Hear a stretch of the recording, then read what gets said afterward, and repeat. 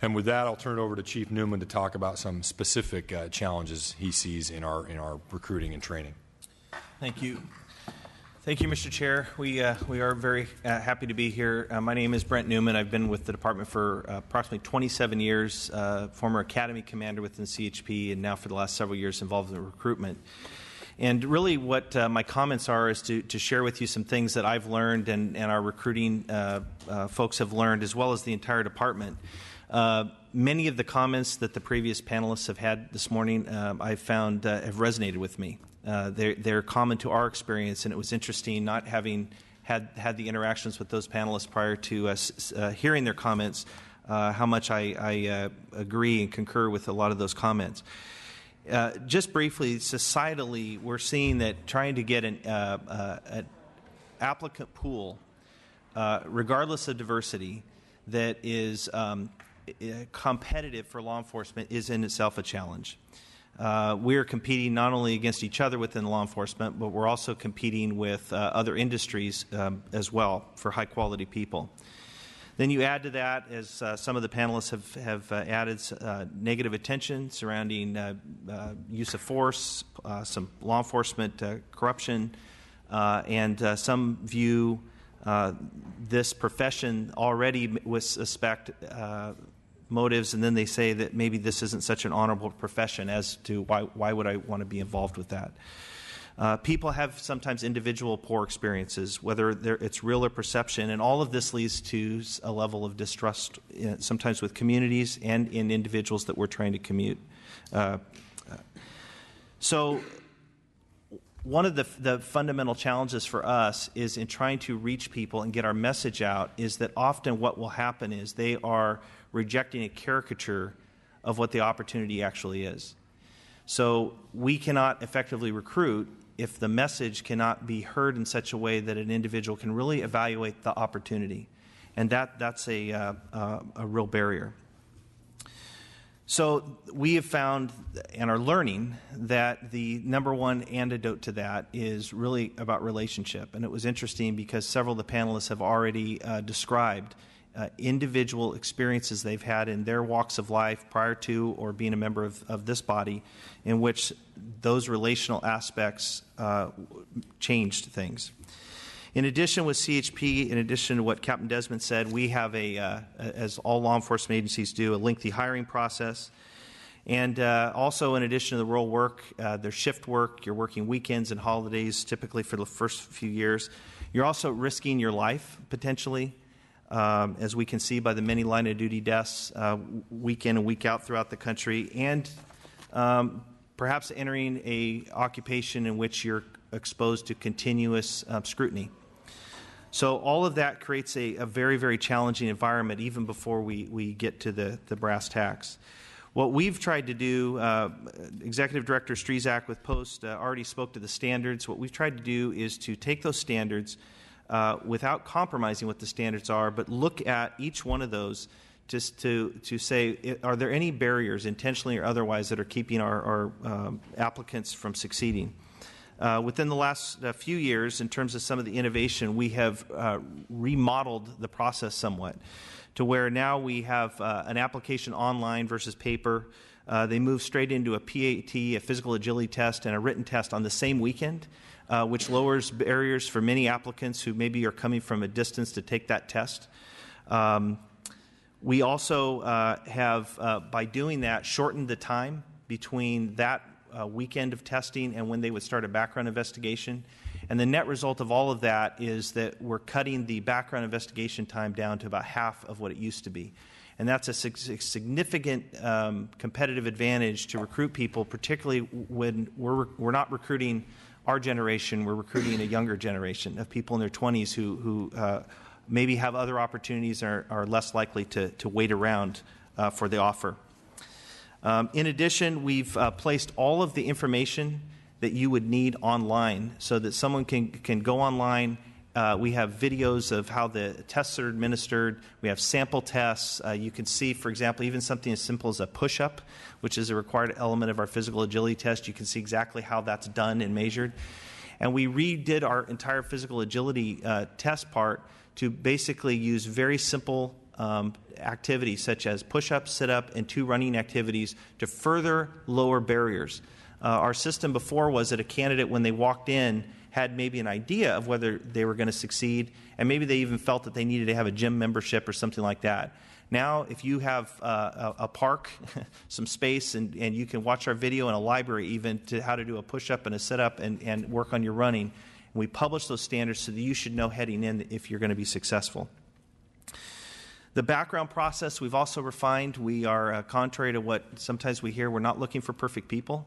I've been doing this job for a few years. I haven't found one yet, but we are looking for people, as a number of the panelists have said before, that have sufficient character so that after undergoing a law enforcement training process, they have the sufficient character to meet the expectations, not only of the department, but more importantly, the public that we serve.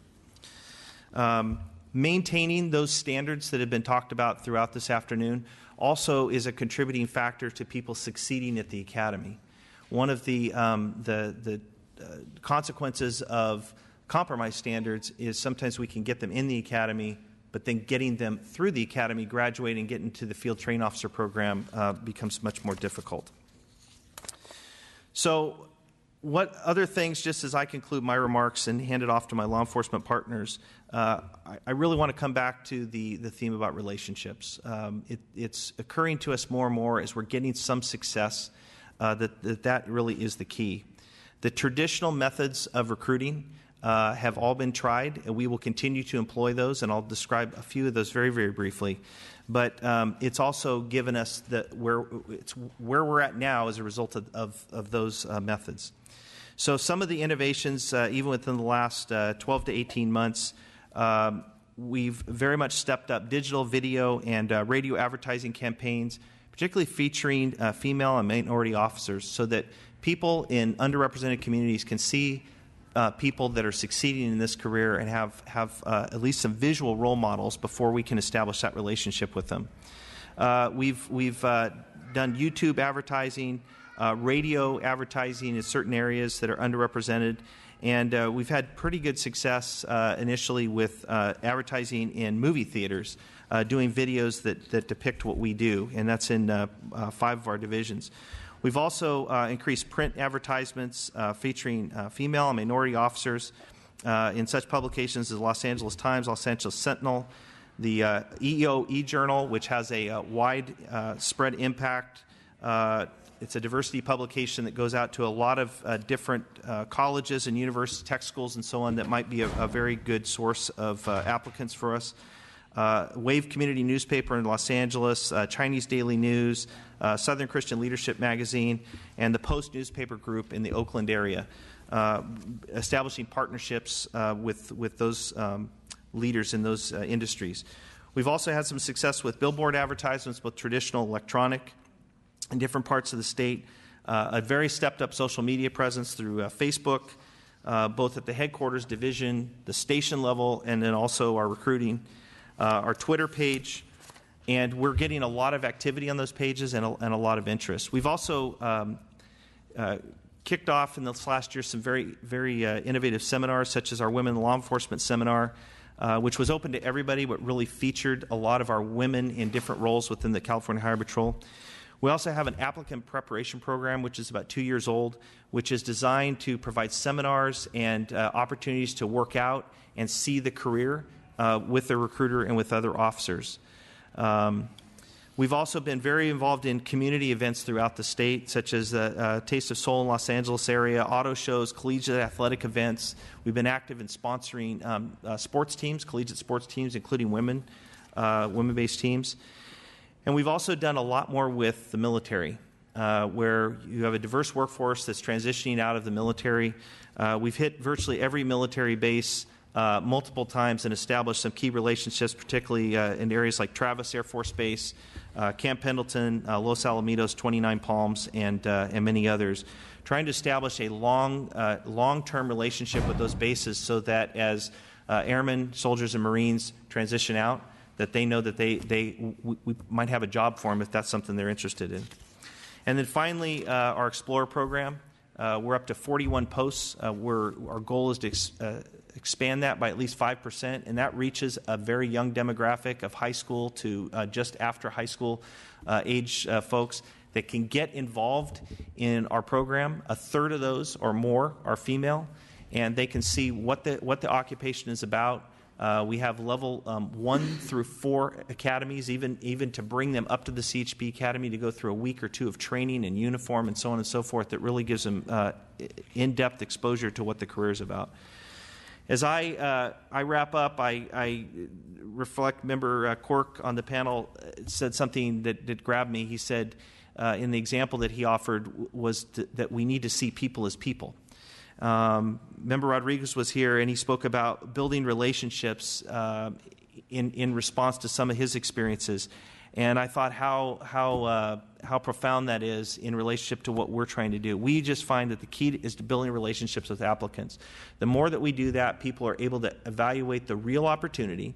If they make an informed decision based upon real information that's relevant to them to not engage in the career, that's just as effective recruitment as when a lot of times if they get that additional information and they're able to evaluate what it is, they realize, hey, that I might want to be a part of that. So again, thank you for the opportunity to speak here this morning.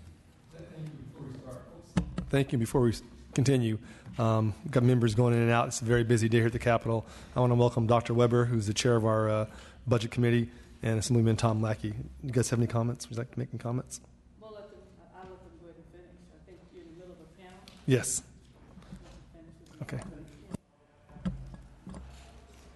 So thank you very much, Assemblymember Chair Cooper, for the opportunity to sit and chat about this very important topic. I'm here representing a multitude of different hats. I listened to the sergeant and the officer talking about their experiences as females and women of color in law enforcement. I'm also representing the Oxnard Police Department as well as the California Police Chiefs Association. So when we talk about retention and hiring of people of color as well as minorities, there are a number of different factors that my colleagues most definitely talked about, but a couple of the things that definitely resonated, and this actually came from Sergeant Bowie, that physical agility component is definitely a challenge for females in the profession. However, it is something that can be overcome, and it can be overcome with having and assigning recruitment personnel to walk persons through that process, so that half of the stigma behind that physical agility is just getting concerned about whether or not you're going to pass. So if we can walk people through that process, build up their confidence, that's proven to be a very effective tool in the Oxnard Police Department as well as other places across the state.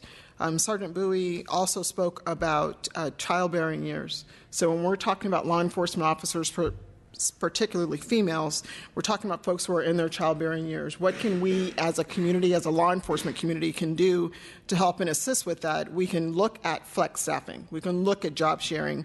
Part of my dynamics, because I'm also a mom, is trying to find someone that you trust enough to watch your children when you're working shift work. Fortunately for me, I was very blessed to have family members who we would make children exchanges literally on busy highway streets when I was on my way to work, and I'd meet my husband at a parking lot and we'd just switch cars and he'd take the kids home and I would go to work. But I share that example because if it's something you want bad enough, you will figure out a way to make it and manage it. But I think we need to be more receptive as a law enforcement community to those type of efforts. Also offering child care services, and I know all these things I'm talking about involves funding, right? But when we talk about attracting people that look like the communities that we serve, we really need to start thinking outside of the box. So having those child care facilities either on site at a certain location, I think would best benefit us. Switching gears just a little bit to trying to hire people of color, the Salinas Police Department Chief Kelly McMillan has posted on his Facebook page an example of someone who was born and raised in his community who wants to give back to his community. So when we have applicants that come through our department and the post standards dictate and say that the chief and or his or her designee will sit and talk to these applicants, we definitely pay a lot of attention to those people who are born and raised in our community, who can speak whatever language that is within your community. And those are the folks who tend to be true and dear to their community-based policing programs. So I would invite you to look at the Salinas website for that. Many years ago, 26 years ago to be exact, I did not come from the state of California, I came from Arizona, but we had a program called the Recruitment of Minority Personnel. And that was an entity that was partially funded by some city funds and some county funds and some state funds, specifically to direct people of color and women so that they would know exactly the steps in the process, exactly what the testing process is going to be, exactly what the oral board is going to be, exactly what the physical agility is going to be, walk us through that process. And so when we went in to apply for jobs, we knew exactly what was going to happen, and it took that dynamic of being nervous and afraid about that. As a police chief, and I do have Chief Eric Jones here from Stockton PD, and I'm certain he agrees, as do most of the 354 chiefs that we have with the Cal Chiefs organization. We're all looking for the best possible applicant. We're also looking for the best possible applicant that happens to be a person of color or happens to be female or happens to speak multiple languages, as well as the dynamic of having someone with life experience. And you're right, we're not looking for perfect people. If we were, I wouldn't be sitting here in front of you today. So thank you for the opportunity. Thank you, too, to Post, because they are definitely pushing us, challenging us, and doing an exceptional job with the things that we have going on in our profession. So thank you for the opportunity. Mr. Cooper, Dave Robinson, Kings County Sheriff. For those that don't know where Kings County is, it's one county south of Fresno County in the Central Valley. I've been on the job for 20 years. When I started on the job, community-oriented policing was really hammered home to me by the sheriff who hired me. And so we've just carried that tradition on. So some of the things I'm going to talk about are kind of about carrying that tradition on that we started in the mid-90s. But first, before we go to that, I want to kind of offer some insight onto what Executive Director Strezak talked about is we're struggling to get the applicants, and that's really been tough for us. I looked at the last 18 months in our department, and we're only getting between 30 and 40 applicants for deputy sheriff jobs now, whereas when I looked back in 2011 and 2012, we were getting between 70 and 100 applicants. And so we've really tapered off. We have a police academy in our jurisdiction that is still at maximum capacity each time the academy runs, which is a couple of times a year. But we're just not getting a lot of applicants. There could be many different reasons for that. I think news media has played a role. I also think that PEPRA, the changes in the retirement formula, have played a role. You know, you're asking people to come into this profession and put their lives on the line, and when the retirement changes has taken place, it kind of changed some of the dynamics of some of our agencies, because some of us had a higher retirement system or a higher entry-level salary, and now that the retirement system is on the level playing field, those agencies that have a higher entry-level salary seem to have a little bit of an advantage on those of us that don't have that higher level salary. And so that kind of changed one of those unintended consequences, I'm sure. One thing that I think we're doing a good job of is trying to be dynamic in changing the way we do hiring. With the Sheriff's Office, we also hire peace officers in the jail facilities under 830.1C. All of you have supported AB 1168 this year, which expands, if it makes it through, expands 2 years a post-academy certificate for someone who's hired in the jail. What happens a lot of times is someone goes through the police academy at 19 or 20 years old. Some of them just aren't quite there yet maturity-wise, and so we may hire that person within a jail facility to give them an opportunity to get their foot in the door.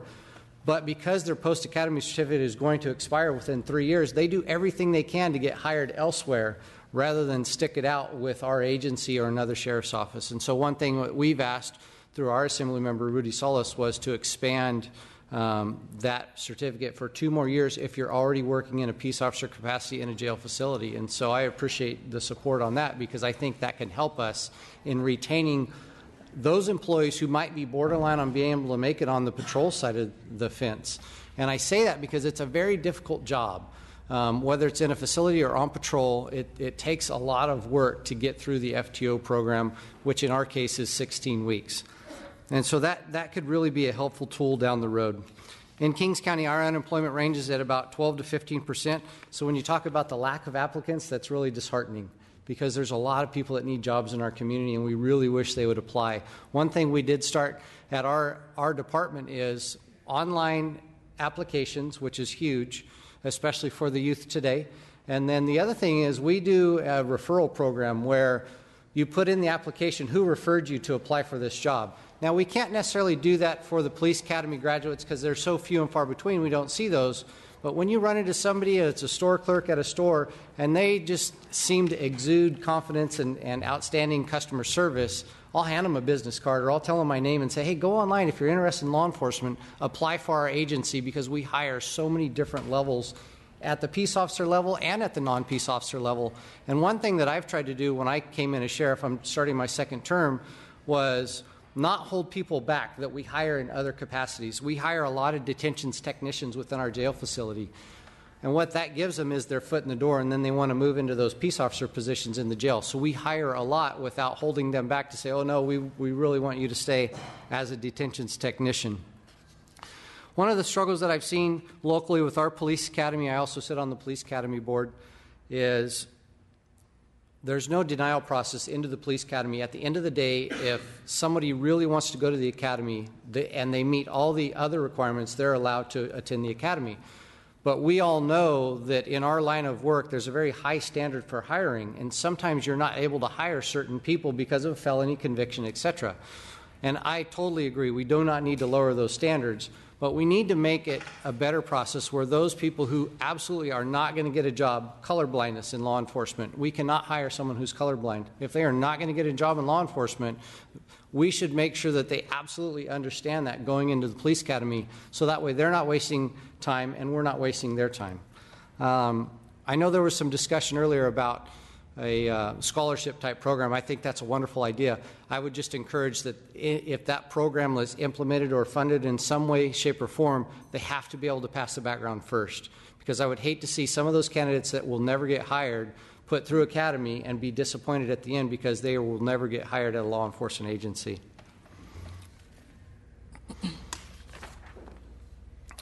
I wanted to just finish with some statistics in Kings County, and I hope that this goes a long way in showing that I think we're all trying really hard to make sure we hire a diverse work group. Diversity in this day and age means so many more things, though, than the color of someone's skin. And so I wanted to point that out. You know, over my career, we've hired so many different people with different sexual orientations, and they may be one race, but their spouse is another race, and that brings a whole nother diversity to our employment. And so that's a really cool thing, but we don't necessarily capture those things, and nor should we. But I do want to point that out, that sometimes the numbers might not be as diverse as we'd like them to look. In the last year, this fiscal year, I have an agency of about 289 employees. In the last fiscal year, so 14-15, we've hired 34 staff across our agency. 59% of them are minority and 35% of them are female. So when you talk about something that we're doing in the Sheriff's Office, I think we're doing a good job of trying to make sure that we hire people that are very diverse. Now, not all of those came into peace officer positions because, like I said earlier, I do hire detentions technicians, records clerks, etc. But we always allow, if they're very interested in moving into a peace officer position, we do everything we can to encourage them to go that direction.